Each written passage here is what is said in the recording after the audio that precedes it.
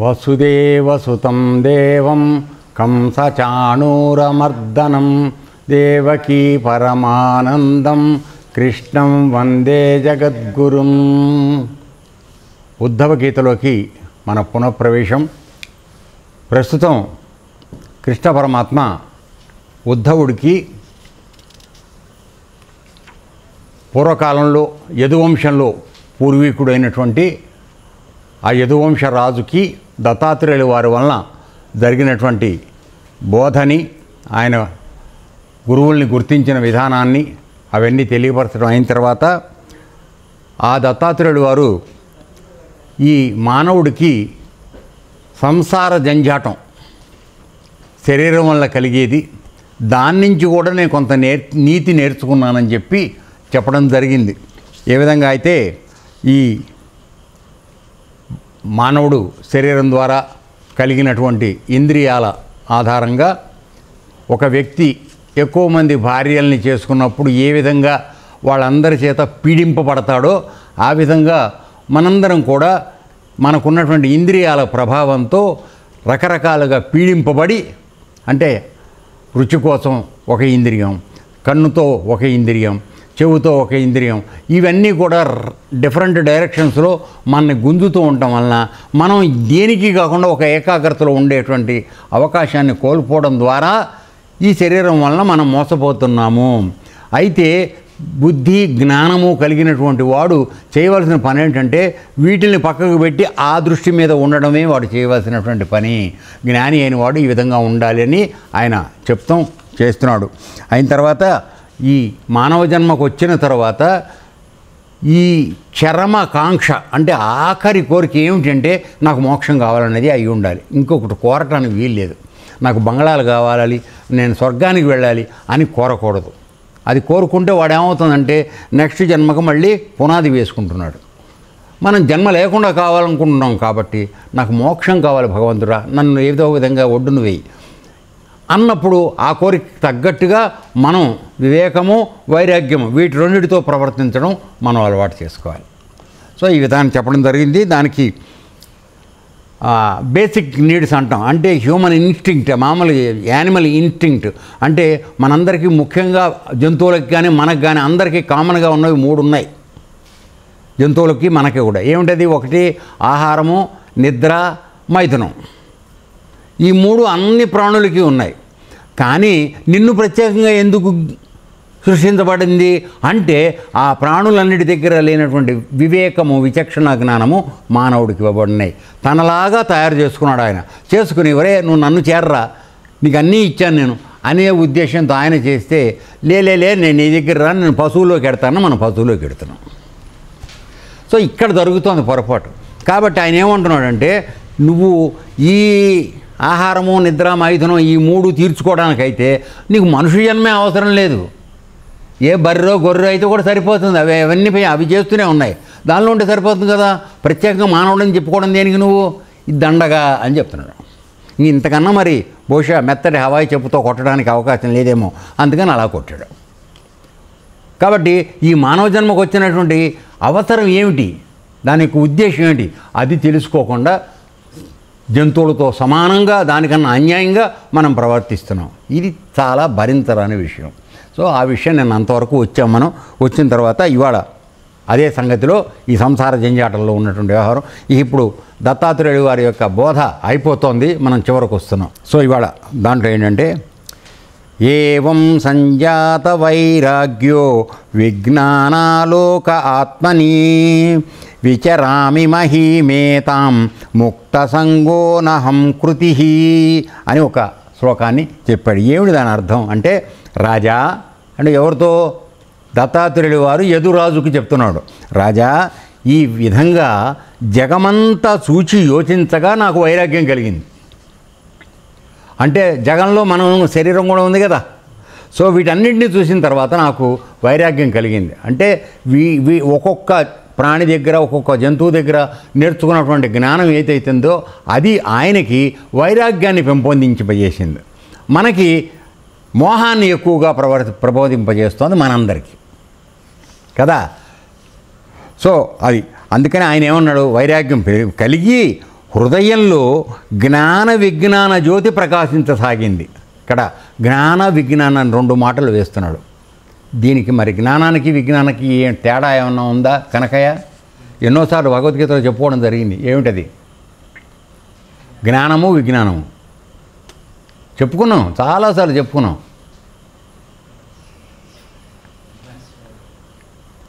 జ్ఞానము అనగా పరోక్ష జ్ఞానము అనగా బయట నుంచి మనం సేకరించినటువంటి అవగాహన, శాస్త్రముల ద్వారా, ప్రవచనముల ద్వారా, గురువుల ద్వారా మనం సేకరించినటువంటి విషయ పరిజ్ఞానం ఏదైతే ఉందో దాన్ని జ్ఞానము అంటారు.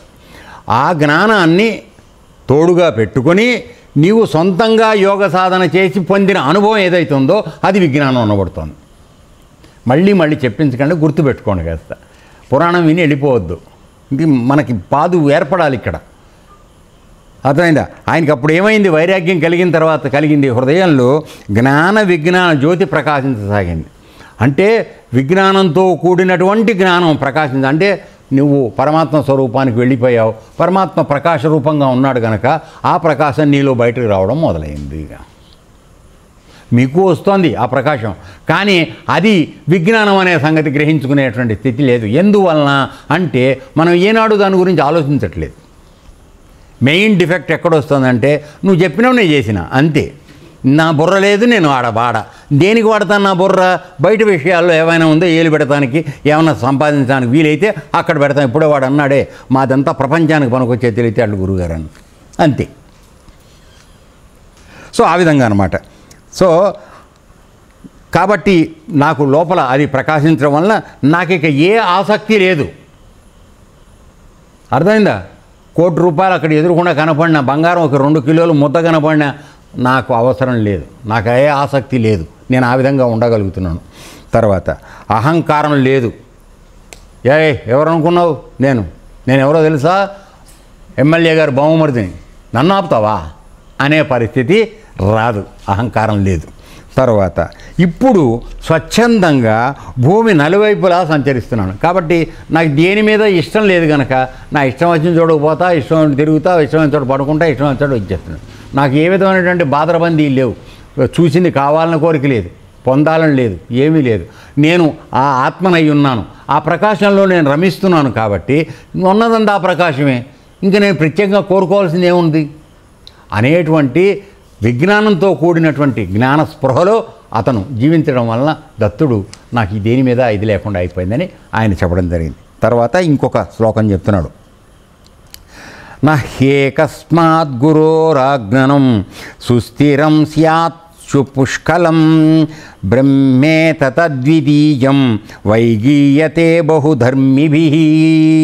రాజా, ఒంటరిగా ఇక్కడ వస్తుంది అసలైన విషయం గుర్తుపెట్టుకోండి. చూడండి, మనందరికీ కావాల్సిన గుణపాఠం ఏంటంటే ఒంటరిగా గురువు వలననే యథేష్ట సుదృఢ జ్ఞానం కలగదు.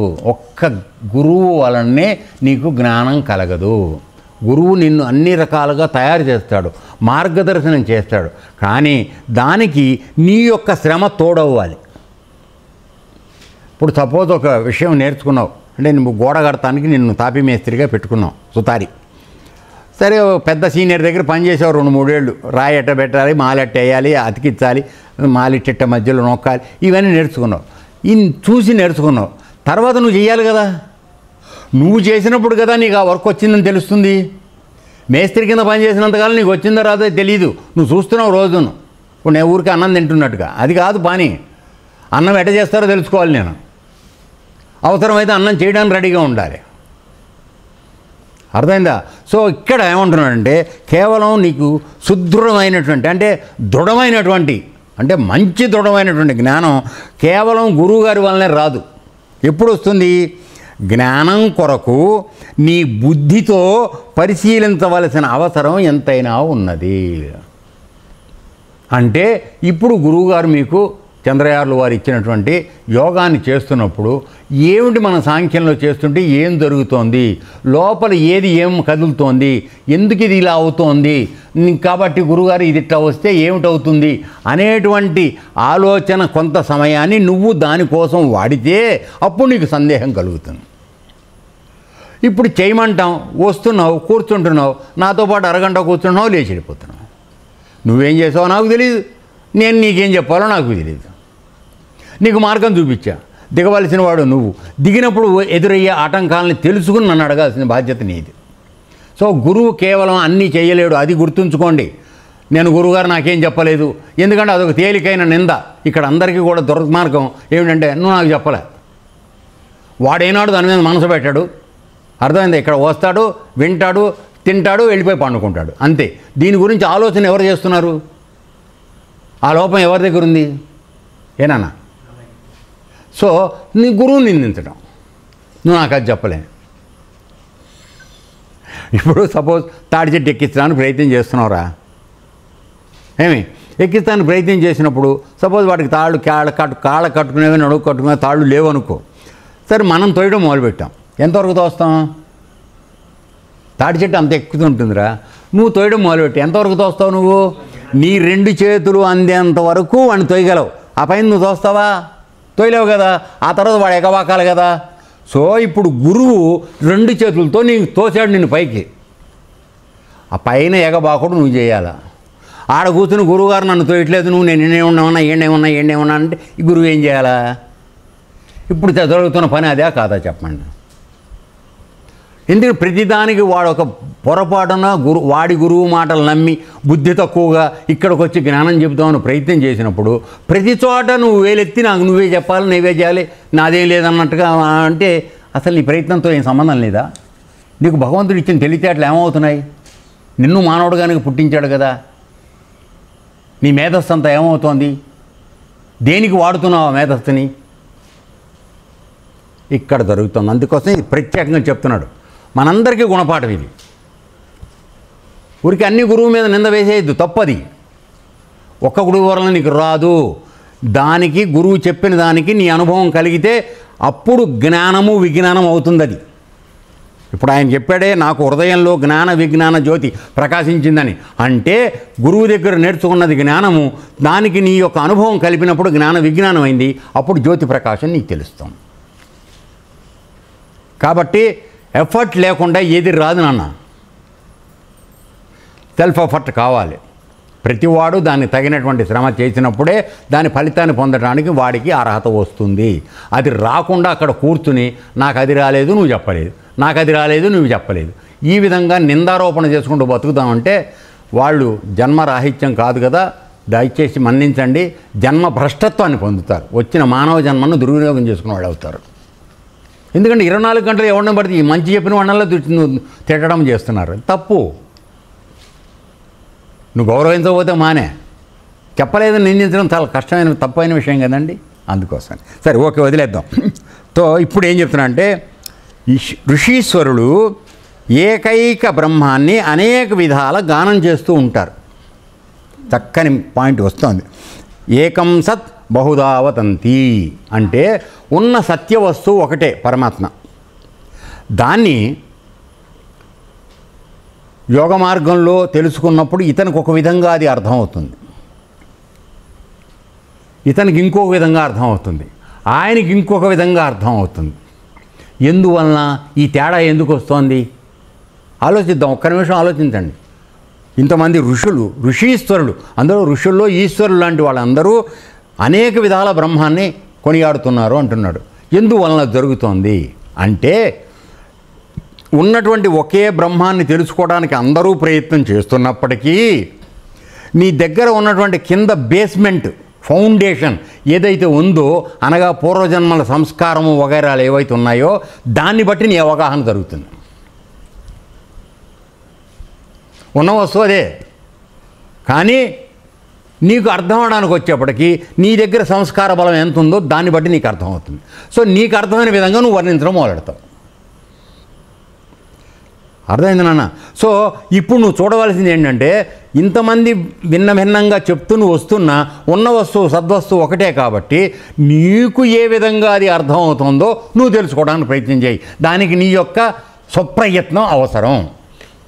నువ్వు ప్రయత్నం చేయకుండా ఆడు చెప్పింది అట్ట తప్పు కదా గురువుగారు, ఈడు చెప్పింది ఇటు తప్పు కదా గురువుగారు, నువ్వేం ఆలోచించావు? అర్థమవుతుందన్న? అప్పుడు అందుకోసమని ఉన్న సద్వస్తువు ఒకటే అయినప్పటికీ అందరికీ భిన్న భిన్నంగా ఎందుకు కనపడుతోంది? అంటే నీలో ఉన్నటువంటి బ్యాక్గ్రౌండ్, నువ్వు పూర్వజన్మలో చేసుకున్నటువంటి సంస్కార బలం ఏదైతే ఉందో దాని వలన అది అట్లా కనపడుతుంది. సపోజ్ ఉదాహరణకు తీసుకుందాం. ఒక ఆశ్రమంలో స్వీట్ పదార్థం తయారు చేసి పెట్టాం, అంతే కదా, పౌర్ణమి చేస్తాం కదా స్వీటు. ఆ స్వీట్ పదార్థం చేస్తే ఒకడేమో అమ్మ చాలా బాగుంది, కొద్దిగా నెయ్యి ఎక్కువ వేస్తే బాగుంటుందని ఒకడు చెప్తాడు. ఒకడేమో అమ్మగారు బెల్లం కాస్త ఎక్కువ వేసినట్టున్నారే అని ఒకడు అంటాడు. ఏనన్నా డయాబెటీస్ వాడు అమ్మ కొద్దిగా పెట్టండి నాకు ఎక్కువ వద్దు అంటాడు. ఉన్న స్వీట్ ఒకటే, కానీ తినే మనుషుల యొక్క పరిస్థితిని బట్టి, వాడి జిహ్వ చాపల్యాన్ని బట్టి, వాడికి ఉన్న అనుభవాన్ని బట్టి దాని యొక్క ఉపయోగం మారుతోంది. బ్రహ్మజ్ఞానం కూడా అంతే. సత్యం తెలుసుకున్న వాడికి సత్యమే తెలుస్తుంది, కానీ నువ్వు చూస్తున్నటువంటి యాంగిల్, ఇప్పుడు ఇలా స్ట్రైట్గా చూస్తాం, దాన్ని మామూలుగా మన సైన్స్లో చెప్తారు పారాడాక్సికల్ ఎర్రర్ అని. అంటే చూడటంలో వంకర ఉంటే కనుక అది వంకరగానే కనపడుతుంది. సో ఆ వంకర ముందు నువ్వు సరి చేసుకో. గురువు చేసే పని అదే, నువ్వు చూసే దృష్టిలో లోపం లేకుండా చేయడానికి, నీకు దృష్టి లోపం లేకుండా చేయడానికి మంచిగా చేస్తాడు. 2 యాక్సెస్లోంచి వెళ్తున్నటువంటి దృష్టిని ఒక యాక్సెస్లోకి తీసుకొచ్చి నిన్ను సత్య వస్తువుని సత్యంగా దర్శించమని నేర్పేది గురువు చేసే పని. దాని విలువ తెలుసుకోకుండా నువ్వేదో వెర్రోళ్ళలాగా మల్లెపూ ఇస్తే ఎక్కడో పెట్టుకున్నాడు అన్న పరిస్థితిలో మీరు మాట్లాడితే అది తప్పు. ఎవరిది? గురువుదా మీదా? నేను నిందించట్లేదు నాన్న, గట్టిగా మాట్లాడుతున్నాను. ఎందుకంటే మన ప్రయత్న లోపం చాలా జరుగుతోంది. ఏమీ ప్రయత్నం జరగకుండా ఫాస్ట్ ఫుడ్ సెంటర్లో లాగా మనకు అన్ని పిజ్జాలు బర్గర్లు ఇట్లా సర్వ్ చేయాలనే ఉద్దేశంలోకి వెళ్తున్నారు. ఇది తప్పు. ఎందుకంటే పిజ్జా బర్గర్ తయారు చేయాలంటే అందులో పంది మాంసం, పంది రక్తం కావాలి, ఆవు దూడల రక్తం కావాలి, అర్థమైందా? మైదా పిండి కావాలి. ఇన్ని వస్తే కానీ నీకు పిజ్జా బర్గర్ తయారవట్లే. నువ్వు అవి ఏమన్నా ఆలోచిస్తున్నావా? అందులో ఏమేమి వేస్తున్నారో? సొల్లు కార్చుకుంటే ఇట్లా పీక్కు తింటున్నారు. సరే, ఇది నేను ఈ నిందించడం నా ఉద్దేశం కాదు నాన్న. దయచేసి ఉదాహరణలు ఎందుకు చెప్తున్నానంటే ఎక్కడ మనం పక్కదోవ పెడుతున్నామో అది చూపించడానికి ప్రయత్నం చేస్తున్నాను, అంతవరకు. దీన్ని నిందారోపణగా తీసుకోకండి, సద్విమర్శ, ఆత్మవిమర్శగా తీసుకోండి. మనం అవి చేస్తున్నామో చేయట్లేదా ఒక్కసారి ఆలోచించండి. తినేవాళ్ళ విషయం నాన్న. సరే, ఆశ్రమంలో మేము బతుకుండగా మీకు అది పాసిబుల్ కాదు. మేము పోయాక పెట్టుకుంటారేమో తెలియదు, నాకు అనవసరం. అర్థమైందా? పిజ్జాలు బర్గర్. సో అందువల్ల ఇక్కడ ఏంటంటే ఋషీశ్వరులు ఏకైక బ్రహ్మాన్ని అనేక విధాలుగా గానం చేస్తుంటారు. ఏకం సత్ బహుదా భవంతి వదంతి అంటే ఉన్న సద్వస్తువు గురించి రకరకాల వాళ్ళు రకరకంగా. ఇది కూడా ఇంకో విధంగా చెప్పచ్చు. ఆలోచించండి. ఇప్పుడు భగవంతుణ్ణి ఒక రూపంలో చూసాం, అంటే కృష్ణుడు, రాముడు అని చూసాం. నీకు ఆ రాముడుగానే కనపడడం మొదలవుతుంది. ఆ విగ్రహంలోంచి నీకు ఆ స్వరూపం రాముడు విగ్రహంలాగానే కనపడుతుంది నీకు స్వరూపం. నీ ఏకాగ్రత పెరిగినప్పుడు. ఏనన్నా? అలా కాకుండా ఇక్కడ ఆశ్రమంలో ఏం చెప్తున్నావు? అసలు నామరూపాలు లేదురా ఆత్మకి. కాబట్టి ఆ ఉన్నదేదో చిన్మయం, అది లోపలే ఉన్నది, దాన్ని నువ్వు తెలుసుకోమని చెప్పి నీకు లోపల చెప్పినప్పుడు అప్పుడు నీ కృష్ణుడు రాముడు కనపడుతున్నాడా? కనపట్లా. ఏమైంది మరి? అవతల వాడు కృష్ణుడు రాముడు చూస్తున్నాడు, నువ్వేం చూడటల్లా. కాబట్టి ఇప్పుడు ఇద్దరూ యోగం గురించే మాట్లాడుతున్నారు, ఇద్దరూ బ్రహ్మ గురించే ప్రయత్నం చేస్తున్నారు, కానీ మీకు భిన్నంగా ఎందుకు కనపడుతోంది? ఆలోచించండి. అంటే నీవు ఏ విధమైన దాన్ని నీ మనసుని లగ్నం చేశావో ఆ విధంగానే దర్శనం అవుతుంది. అదే యద్భావం తద్భవతి. అందుకని మొన్న మనం చూసినప్పుడు దత్తాత్రేయులు వారు ఆ కుమ్మరి పురుగు లోపల దాన్ని పెట్టి దీన్ని భ్రమరం, ఆ పురుగును మామూలు పురుగును లోపల పెట్టి దాన్ని జమ్మని రోజు కొడతా ఉంటే అది 9గా మారిపోయింది భ్రమరంగా. సో ఆ విధంగా నీ మనసుని ఏ విధంగా నువ్వు ట్రైనప్ చేస్తున్నావో దాని ప్రకారమే నీ యొక్క అనుభూతి, అవగాహన జరుగుతూ ఉంటుంది. అది ఇక్కడ చెప్తున్న పాయింట్. అది అర్థమవుతుందన్నా? కాబట్టి ఎవరు తప్పనంటావు నువ్వు? పాండురంగ స్వామిగా చూసి ఆ భక్తులు తరించిపోయిన వాళ్ళందరూ తప్పనంటావా? ఆత్మజ్ఞానం చేసుకున్న రమణ భగవాన్ దీన్నో రామకృష్ణ పరమహంస వీళ్ళదేమన్నా తప్పంటావా? ఏ విధంగా ప్రయత్నం చేసినా ఉన్న సద్వస్తువు ఒకటే. నువ్వు చేసే ప్రయత్నాన్ని బట్టి నీ ఫలితం డిఫరెంట్గా కనపడుతోంది, అంతవరకే. చేరేది అక్కడికే. అందుకే ఇంగ్లీష్లో సామెత చెప్తారు, all roads lead to Rome. నువ్వు ఏ డైరెక్షన్లో వెళ్ళినా సిద్దిపేటకి వెళ్ళాలంటే 4 వైపుల నుంచి దోవలు ఉన్నాయి. నువ్వు ఎక్కడికి వెళ్ళినా సిద్దిపేటే చేరతావు. ఏనన్నా? కాబట్టి మనం చేరవలసిన పరమాత్మ ఒకడే. ఏ రోడ్లో వెళ్ళేవనేది అనవసరం. నీకు అందిన దోవలో వెళ్ళు నువ్వు. అంత మాత్రం చేత ఇక్కడ ఒక చిన్న కాషన్ ఏంటంటే, నేను వెలకటూరు నుంచి వెళ్ళే మార్గమే అత్యంత గొప్పది అని మాత్రం అనద్దు. అర్థమైందా? ముండ్రాయి రోడ్లో వెళ్ళేవాడిది కూడా మార్గం కరెక్టే. అర్థమైందా? సో అందువలన అవతల వాళ్ళని తీసేసి మాట్లాడకు. వాడు ఆ దోవలో వాడు వస్తున్నాడు, నీ దోవలో నువ్వు పెడుతున్నావు. నీ దోవ నీది, వాడి దోవ వాడిది. అందరు రీచ్ అయ్యేది సిద్దిపేటకి. గాంధీ చౌక్, గణేష్ చౌకా ఎదురా. సో అక్కడికి చేరతాం. అర్థమైందా? సో అందువలన ఇక్కడ ఆ విధంగా చెప్తున్నాడు. కాబట్టి ఇక్కడ ఏమిటి దీనిలో కంక్లూజన్ అంటే, బ్రహ్మాన్ని నీవు ఒకడివే నిర్ణయించలేవు. ఎందుకని? నీ ఒక్కడికి అనుభవాన్ని బట్టి నువ్వు ఇదే బ్రహ్మం అంటే తప్పు. అవతల వాడిది కూడా అది కరెక్ట్. చెప్పాను కదా ఇప్పుడు, సగుణారాధన నిర్గుణారాధన అందరిది కరెక్టే. ఇద్దరు చూసేది భగవంతుడినే. ఏనన్నా? మార్గాలు భిన్నంగా ఉన్నాయి. కాబట్టి నువ్వు ఒక్కడు మాట్లాడేది కరెక్ట్ కాదని అంటానికి వీలు లేదు. అందుకని ఇంతమంది గురువులు, ఇంతమంది వ్యవహారం రావడం వస్తుంది. ఎందుకని? ఒక్కొక్క గురువు గారికి ఒక్కొక్క విధమైనటువంటి పూర్వజన్మ సుకృతం ఉంటుంది. ఆయన ఆ దృష్టిలో పెరిగి అటువంటి గురువును పట్టుకుని ఈ తోవకు వస్తాడు. మన తీసుకుపోయి అటువంటి గురువు దగ్గరే పెడతారు ఆ మహానుభావులు. ఎందుకని? మళ్ళీ నీకు కొత్త విద్య చెప్తే రాదు. నువ్వు ఆల్రెడీ ఈ తోవలో ప్రయాణం చేసి ఉన్నావు పూర్వజన్మల్లో. కాబట్టి ఆ తోవలో ఏ గురువు ఉన్నాడో ఆ నెతికి ఆడి దగ్గర నేను తీసుకెళ్ళేస్తారు. ఇది వాళ్ళు చేసే పని. కాబట్టి నీకు అదే తెలుస్తుంది. అంత మాత్రం చేత అవతల వాడు తోవ తప్పని అనద్దు. ఓకే, అర్థమైందా విషయం? ఏనన్నా? రైట్. తర్వాత ఇప్పుడు భగవాను వాచ వస్తోంది.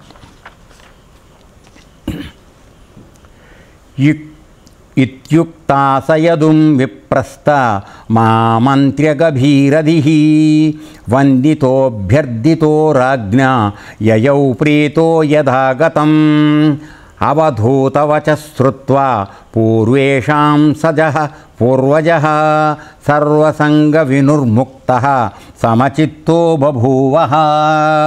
శ్రీకృష్ణ భగవానుడు ఇలా అన్నాడు. ఎవరితో? అమ్మయ్య. రైట్. ఉద్ధవ, గంభీర హృదయుడైన అవధూతాగ్రణి అంటే దత్తాత్రేయుడు వారు యదురాజుకు ఈ విధంగా ఉపదేశం చేశాడు. రాజు అవధూతను అర్చించి నమస్కరించాడు.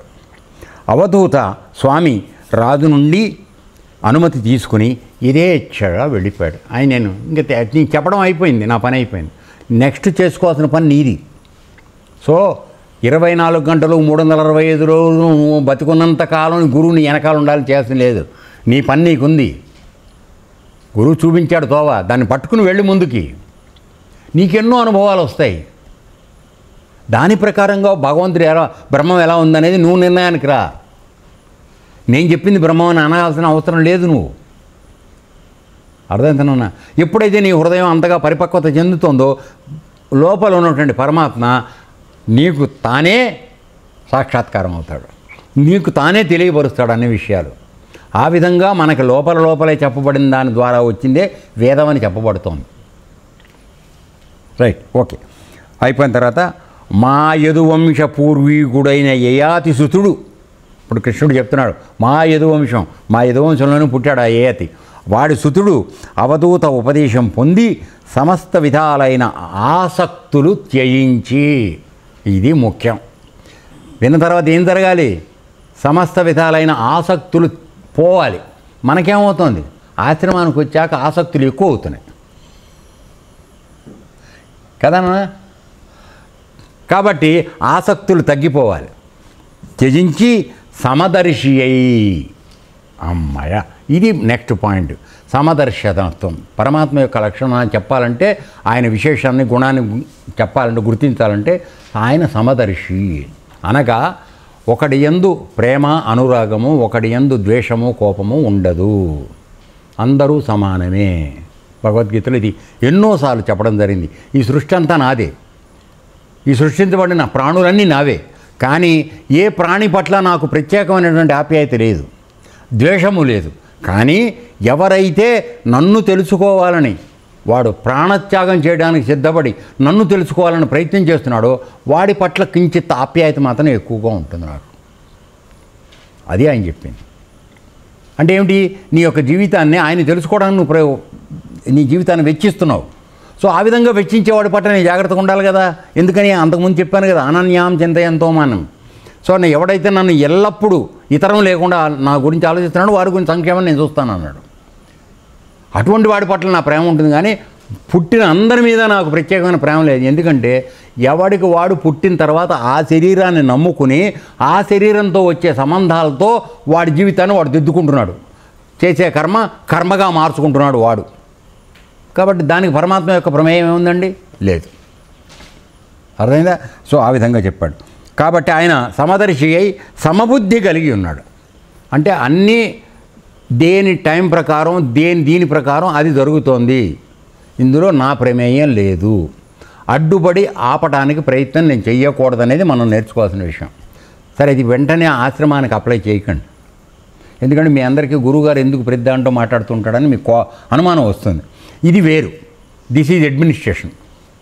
ఏనన్నా మీరు ఆఫీసులో పనిచేస్తున్నారు, మిమ్మల్ని వదిలేసి కదా చాలు, మీరు ఎప్పుడంటే రాత్రి 7ంటికి వెళ్తావు, అసలు రాకుండా పోతావు, కావాలంటే ఏలు ముద్ర కొట్టి వెళ్ళిపోతావు. అవునా కాదా? కాబట్టి డిసిప్లిన్ అవసరమా అక్కర్లేదా? ఎలా తండ్రి, కేవలం ఆఫీసులో చేరంగానే అన్ని ఫ్రీడమ్లు ఇచ్చేయాలి నీకు? ఇక్కడ కూడా అంతే. అందువలన సమదర్శనం సమబుద్ధి అంటే నీకు సమత్వంగా ఉండడం నేర్పడానికి కావలసినటువంటి క్రమశిక్షణ ఇవ్వాలి. ఇక్కడ వాడు వచ్చి కంప్లైంట్ చేశాడు, వినంగానే వాడు వెనకాల వెళ్ళిపోయి మనం పడిపోకూడదు. చెప్పేదంటే ఎంత ఉందో తెలుసుకోవాలి, అప్పుడు నువ్వు రియాక్ట్ అవ్వాలి. ఎందుకు? సమదర్శనము సమబుద్ధి కోసం. అదేనా? అది ఓకే, రైట్. అట్లాగే సాధువు సమదర్శి కావాలి. ఇది మనందరికీ ఇచ్చేటువంటి సలహా లేక అడ్వైస్. కాబట్టి మనం జరుగుతున్న విషయాల పట్ల ఎక్కువగా ప్రభావితం కాకుండా సమదర్శనం, ఇది జరగాల్సింది జరిగింది, జరగని. అలా అని నీ బాధ్యత మాత్రం మర్చిపోవద్దు. రామచంద్ర, నువ్వు చాలా ఆసక్తిగా చూస్తున్నావు. సమదర్శి అంటే ఏం జరిగినా కూర్చోండి గురుగారు అంటావని. అది కాదు నాన్న, నీ బాధ్యత నెరవేర్చిన తరువాత ఏది జరిగినా దాన్ని అంగీకరించు. అర్థమవుతుంది బేట? తేడా తెలుసుకోండి. సమదర్శనం అంటే అర్థం ఏమిటంటే, నీవు చేయవలసిన కర్మని, విహిత కర్మని నీవు సర్వశక్తివంతంగా నీ పూర్తి శక్తితో యథాశక్తిగా నువ్వు దాన్ని చేసిన తర్వాత వచ్చే ఫలితాన్ని గురించి వర్రీ కావద్దు. అర్థమవుతుంది? సమదర్శనం అంటే అది. అంతేగాని ఏమీ చేయకుండా కూర్చుని దాని అంతటా అవుతుంది గురుగారని. సపోజ్ అక్క పొయ్యి వెలిగించకుండా గిన్నె పెట్టింది అనుకో, అన్నం గిన్నె, మనందరికీ అన్నం తయారవుతుందా? రాదు కదా. ఎందుకంటే చేయాల్సిన పని చేయాలి. ఆ అగ్ని నీ లోపల రగించేవాడే గురువు. ఇక వండుకున్న తర్వాత వంటకాలు చేసుకునే పని నీది. చికెన్ కూర చేసుకుంటావా, కొబ్బరి కూర చేసుకుంటావా, లేకపోతే వంకాయ చేసుకుంటావా, నీ ఇష్టం అది. అర్థమైందా? సమదర్శనం అంటే ఊరికే సమదర్శనం అంటే చూస్తూ కూర్చోవడం కాదు. సారీ, దాన్ని అర్థం చేసుకోవడం జాగ్రత్త చేయాలి. నీ పని నువ్వు చేసిన తర్వాత, చేయవలసిన పూర్తి శక్తిగా చేసిన తర్వాత వచ్చిన ఫలితాన్ని నువ్వు సమదర్శనం సరే వదిలేయి. Accept every moment. కర్మయోగం, కర్మ సిద్ధాంతం. నీ పని నువ్వు చెయ్యి, ఫలితం ఆశించకు. అది ఎలానా కానీ మనకు అనవసరం.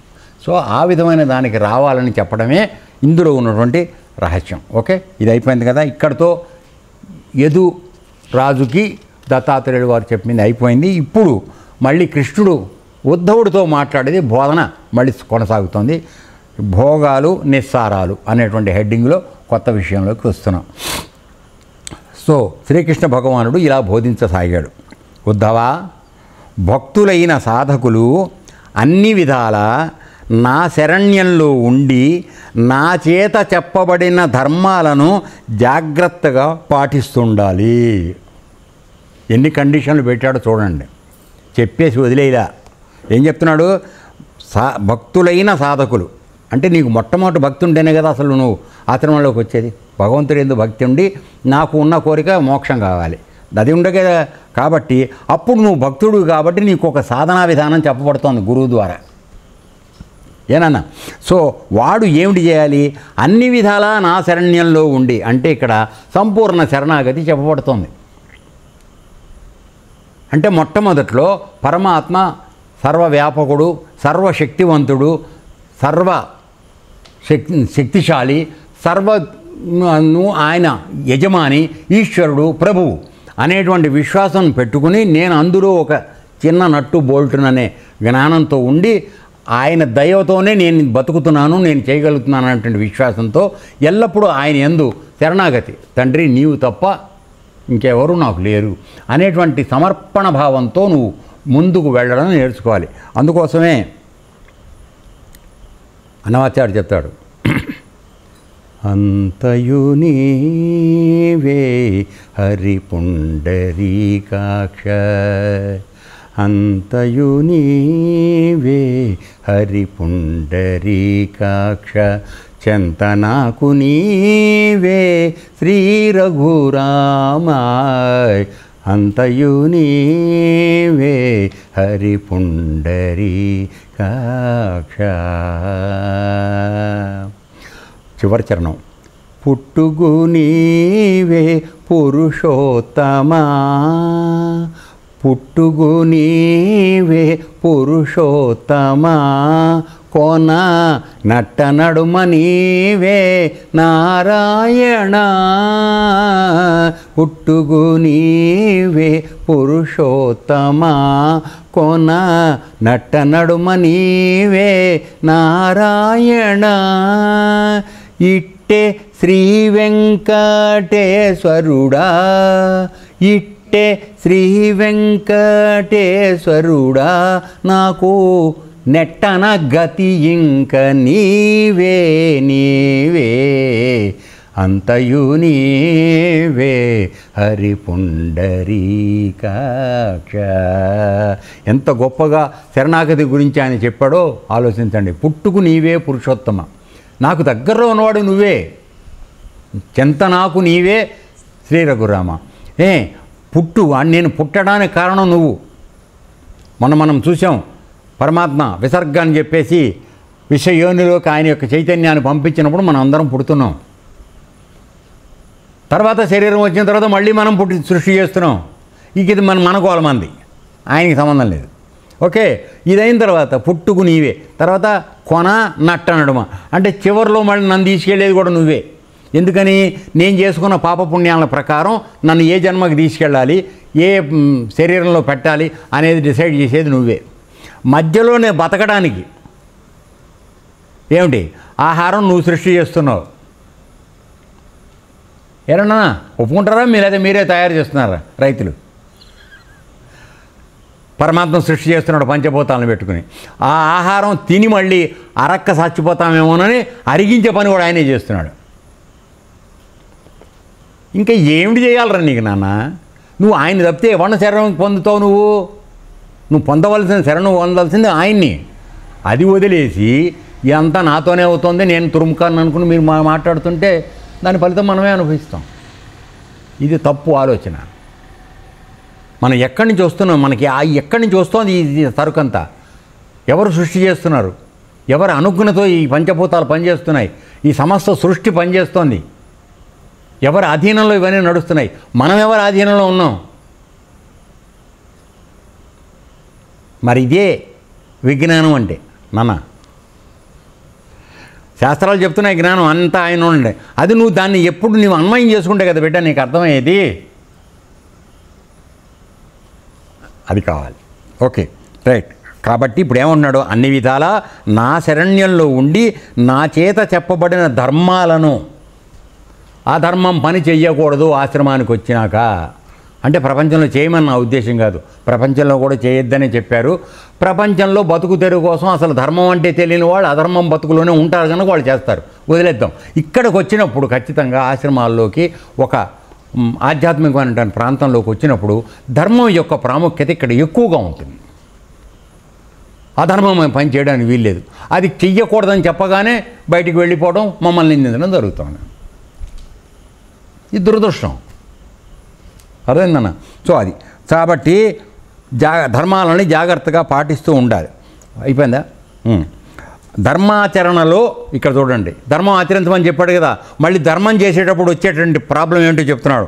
ధర్మ ఆచరణలో వ్యతిరిక్తత లేనంత వరకు, అంటే నువ్వు ఆచరిస్తున్నటువంటి ధర్మంలో ఏంటి ఏ విధమైన అడ్డంకులు లేకుండా ఉన్నంత వరకు నిష్కామ భావంతో, నాకు ఇది ఫలానాది ఇట్ట కావాలని అనద్దు, చేసుకుంటా వెళ్ళిపో. నిష్కామ భావంతో తమ తమ వర్ణ ఆశ్రమ కులాచారాలను అనుష్ఠిస్తూ ఉండాలి. అంటే నువ్వు ఏ కులం, నీ కులం యొక్క స్వధర్మం ఏమైందో, నీ కుల వృత్తి ఏదైతుందో దాన్ని ఆచరిస్తూ ఉండు. దానిలో తప్పొప్పులు అనేద్దు నువ్వు. ఎందుకని నీకు అటువంటి జీన్స్ ఉన్నటువంటి తల్లిదండ్రులకి ద్వారా నిన్ను ప్రపంచంలోకి తీసుకొచ్చినప్పుడు నీకు ఆ జీన్సే ఉండబట్టి ఆ ప్రత్యేకమైనటువంటి కులాచారం ఏదైతే ఉందో అది నీకు ఆటోమేటిక్గా వస్తుంది తొందరగా. అందుకని చెప్పబడుతోంది. అర్థమైందా? సో ఇక్కడ ఆ అటువంటి కుల వ్యవస్థ ఆచార ధర్మాలు ఎందుకు చెప్పబడుతున్నాయంటే అనుచితంగా మనకు తెలియకుండా మన తల్లిదండ్రుల యొక్క జీన్స్, ఆయన తల్లిదండ్రుల దగ్గర తెచ్చుకున్నది, ఆయన తండ్రి దగ్గర తెచ్చుకున్నవి, ఈ జీన్స్ మనకు అనుచితంగా వస్తున్నాయి. దానివలన నువ్వు నీ తండ్రి తల్లిదండ్రులు ఏ పనిలో వీళ్ళు నైపుణ్యం సంపాదించున్నారో ఆ పని చేయడానికి నీకు అత్యంత తొందరగా వస్తుంది. వ్యాపారం చేసేవాడు కొడుకు 8 ఏళ్లకి కొట్లో కూర్చొని దేశాన్ని ముంచేస్తాడు, అన్ని అబద్ధాలు మాట్లాడు. అవునా కాదా చెప్పండి? రైతు పని చేసే పిల్లవాడు కొడుకు రైతు పని ఆటోమేటిక్గా నేర్చుకుంటాడు. సో మేము మనవి చేసేది ఏంటంటే నీవు ధర్మ ఆచరణకి వ్యతిరేకం కాకుండా ఉన్నంత వరకు నీ కులాచారాలను పాటించు. మేము ఏం చెప్తున్నాం ఆశ్రమానికి మీ అందరికి వచ్చిన వాళ్ళకి, మీ కులవృత్తి ఏదైతే ఉందో దాన్ని నేర్చుకోండి. పాటిస్తావా పాటించకపోతావా తర్వాత సంగతి ఏనన్నా, కానీ నీ కులవృత్తి వలన నీకు ఖచ్చితంగా దాని యొక్క పరిజ్ఞానం ఉండాలి. ఎందుకని అది తొందరగా నీకు అలవడే కావలసిన సరుకు నీ దగ్గర ఉంది లోపల, ఆ జీన్స్. అందువలన ఇక్కడ కులాచారాలు అనుష్ఠించు ఉండాలని చెప్పాడు. తర్వాత ఇప్పుడు నిష్కామ భావం అంటే స్వధర్మ పాలనం. అంటే నీవు నీ యొక్క ధర్మం స్వధర్మం ఏదైతే ఉందో దాన్ని నిష్కామంగా చేస్తూ ఉంటే అదే స్వధర్మ పాలనం, ఇంకంతకన్నా ఇంకేం లేదు. తర్వాత శుద్ధ హృదయంతో విచారణ చేయాలి. అంటే ఒకటి మీద ఒక విధమైనటువంటి అభిప్రాయంతో నిజాన్ని తెలుసుకోవడానికి ప్రయత్నం చేయొద్దు. నిజం తెలుసుకునేప్పుడు రెండు వైపులా సమానంగా ఉండు, సమదర్శనం. అప్పుడు నువ్వు నిజం తెలుసుకో, అప్పుడు నువ్వు విచారణ చేయి. నీ హృదయంలో మలినం పెట్టుకుని నువ్వు విచారణ చేస్తే నీకు వచ్చేది మలినమే కదా నాన్న. జడ్జి గారి దగ్గరికి ఎందుకు వెళ్తాం మనం? ఇద్దరు నువ్వు చేసిన పని ఇద్దరిలో ఎవడో ఒకడు ఖచ్చితంగా తప్పు చేశాడు, అనుమానం లేదు. కానీ ఇద్దరు నేను మహాపతివ్రతని, హరిశ్చంద్రుడు మాకు తమ్ముడు అన్నయ్య అని చెప్పేవాళ్ళు ఇద్దరు కూడా కోర్టుకు వెళ్ళిన వాళ్ళు. ఇప్పుడు జడ్జి గారి పని ఏంటి? నిజంగా హరిశ్చంద్రుడు తాలూకు ఉన్నవాడెవడు, అసత్య హరిశ్చంద్రుడిగా ఉన్నవాడెవడని తేల్తాడు, అది కదా. కాబట్టి ముందు జడ్జి గారి మైండ్ క్లియర్గా ఉండాలి. సపోజ్ నువ్వు నీ లాయర్ ద్వారా ఏదన్నా పంపించావు అనుకో, అప్పుడు నేను నా శుద్ధంగా ఆలోచించే పరిస్థితి పోతుంది. అర్థమవుతుందా? సో అందువలన న్యాయాన్ని చెప్పగలిగిన వాడు, విషయాన్ని తెలుసుకోవాల్సిన వాడు మొట్టమొదటిగా శుద్ధమైనటువంటి హృదయంతో ఉండడం అవసరం. అప్పుడు నువ్వు నిజాన్ని తెలుసుకోగలుగుతావు. సో శుద్ధ హృదయంతో విచారణ చేయాలి. తర్వాత ఇక లౌకిక ప్రాణి అంటే మనం లౌకికం అంటే లోకల్లో ఉండేటువంటి ప్రాణులు అందరూ కూడా శబ్ద స్పర్శ రూపాది విషయాలను పొందుటకు ప్రయత్నించడంలో అతని ఉద్దేశం సుఖం లభిస్తుంది కదా అనుకునే కదా. సో నువ్వు చెవులతో, కన్నులతో, ముక్కులతో, నోటితో, చర్మంతో వీటన్నిటితోనూ దేనికోసం చేస్తున్నావు ప్రయత్నం? నీకు సుఖం కావాలి. దుఃఖం కావాలని కానీ చేస్తావా? ఏదైనా చేయవు కదా. సో సుఖం కావాలని అనుకుని చేస్తున్నావు. కాబట్టి వీడు ఎంతసేపు ఈ శబ్ద స్పర్శ రూప రసగంధాలు అనేటువంటి పంచ తన్మాత్రలు వీటి యొక్క అనుభవంలోకి ఎప్పుడైతే పడిపోతున్నాడో వీడి యొక్క మనసు వాటిల్లో ఇరుక్కుపోతోంది. వీడు అసలైన నిజాన్ని చూడలేకపోతున్నాడు. అది చెప్పేది ఇప్పుడు ఇక్కడ. శుద్ధ హృదయంతో చూడమంటే అర్థం ఏంటంటే నీ మనసులో వీటి యొక్క ప్రభావం ఉండద్దు. ఎప్పుడు నీ మనసు శుద్ధంగా ఉంటుంది? ఇంద్రియాల ప్రభావం లేనప్పుడు ఉంటుంది. పంచతన్మాత్రల యొక్క ప్రభావం లేనప్పుడు నువ్వు శుద్ధంగా ఉంటావు. ఆ స్థితిలో మిమ్మల్ని యోగంలో మేము తీసుకెడుతున్నాం ప్రతిరోజు కొద్దిసేపు. అది కొనసాగించాలి నీ నిజ జీవితంలో. అప్పుడు ధర్మం అంటే ఏమిటి, ఎందుకు పాటించాలి, దాని ఆవశ్యకత ఏమిటనే విషయాలు మనకు అవగాహన అవుతాయి. అది ఏందో మాట్లాడతాడు రా వెళ్ళిన కాడి నుంచి, అదేం అర్థమయ్యేదో సావదు, ఏదో సర్లే భోంచేసి వెళ్ళిపోదాంపా అని వెళ్ళిపోతాం, వేరే. ఓకే, అందువలన చూద్దాం ఈ విషయంలో భోగాలు నిస్సారాలు అంటే ఏది భోగం సుఖపడదామని వెళ్తున్నావో దానిలోంచి వచ్చే నిస్సారం అంటే సారం లేనిది ఏదైతే ఉందో రిజల్ట్ వచ్చేది అది. అంటే చెరుకు తీసుకోవాలి, నువ్వు ఆడించాలి, చెరుకుని చెరుకు గడని తిప్పుతావు, చెరుకు రసం వచ్చేస్తుంది, తర్వాత మిగిలేదేంటి పిప్పి. అది మనం ఏం చేస్తున్నాం, ఆ రసాన్ని వదిలేసి పిప్పిని పట్టుకుంటున్నాం. ఇదిగో ఇక్కడ మనం దెబ్బతింటాం. ఓకే, ఏతత్సర్వం శ్రీకృష్ణార్పణమస్తు. లోకా సమస్తా సుఖినో భవంతు. ఓం తత్సత్.